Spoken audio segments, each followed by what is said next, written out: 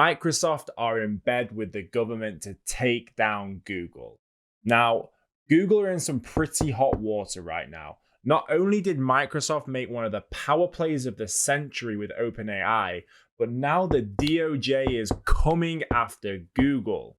Yep, the Department of Justice are suing Google for their digital ads business. Today, we are going to be diving into Google, so it's going to be all about what's going on at Alphabet, and let's go and unpack it. First, guys, remember, before we get into it, make sure that you smash that subscribe, hit the like button, and tap the bell to stay up to date with all of our content. First, let's look into what's going on at Google. So the DOJ has teamed up with 8 states to try and get Google to spin out their ads business. Now, this could be absolutely humongous across the digital ad space if they are forced to do this. So the Biden administration have been indicating that they're going to go pretty aggressive on big tech, and it looks like Google is the first company that's in their crosshairs. Not really a crosshair that you want to be caught up in. So let's just look at why Google are in the spotlight. So Google actually owns more than a quarter of the US ad market. They are number 1 in the US for their share of the digital ads market. And in 2016, they had nearly 36%. That's now dropped down to around 28% of the share of the market within the digital ad space. So let's just put that into context about how significant this is for Google. Their ad revenue makes up about 79% of total revenue through Google. Last year alone, that's about $54.5 billion. What? Yeah, I'll say that again. $54.5 billion.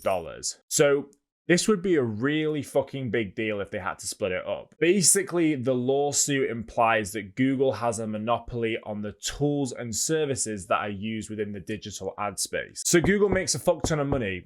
Who the fuck does that affect? I mean, if you build a startup from the ground up, you do super successful, why should you get penalized? Well, this goes against antitrust law. Oh, hell no!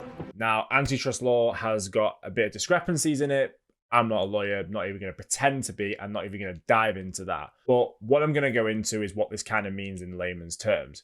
So what it means is website builders are earning less and advertisers are paying more. Whereas in a competitive market, the pressures of both sides and other people competing would eventually balance these out. This is going to pave the way for more innovative structures and lead to better pricing structures. So what does the lawsuit want in terms of remedies? Basically, without going into granular detail, they don't want Google to have ownership or control of all the tools in the digital ad space, as opposed to, say, Google divesting its other companies like YouTube or Android. It's not actually looking for that. It's looking more at the digital ad space. The last time we saw a lawsuit with this kind of magnitude, ironically, was Microsoft versus the US in '98. Now, the irony behind this is quite something. Microsoft are currently making one of the most powerful chess moves in the tech scene right now with OpenAI. Okay, quick segment. For those of you that have been living under a rock for the past, say, 4 weeks, OpenAI have launched their new amazing product, ChatGPT.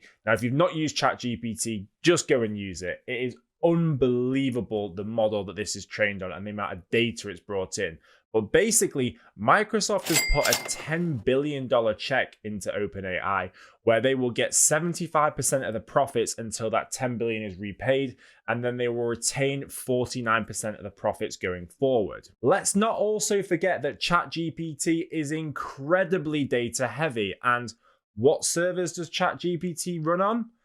Yep, Azure servers, owned by Microsoft. It all sounds a little bit too fishy to me. Now, we can do a completely separate episode on what's going on with Microsoft and OpenAI.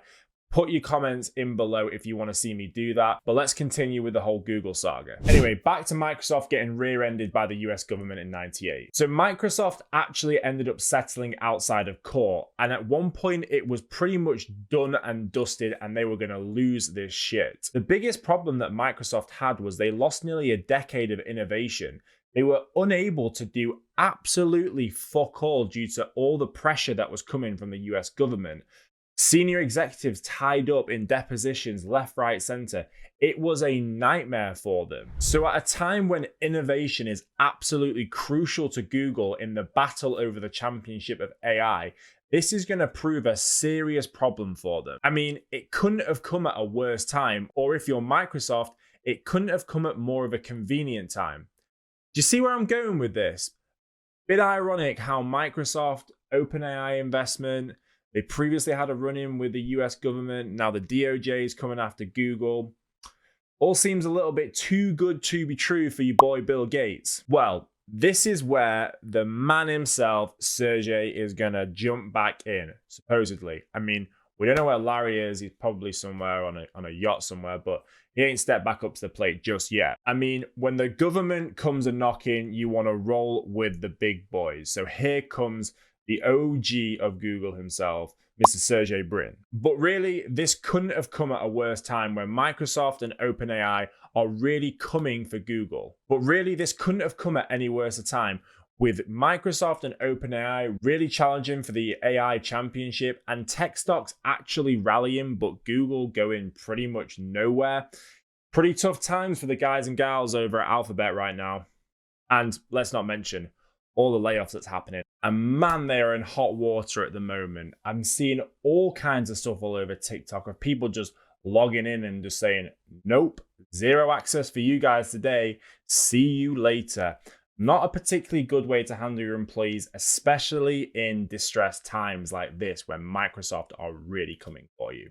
So what does this mean in relation to OpenAI's dominance in the AI space? Well, for the last 2 weeks now, everybody in the world, not just the tech industry, have been talking about GPT. And we have been waiting for Google's answer. Now, we know that Google bought Deepmind in 2014, and we know they've been building some stuff in stealth mode.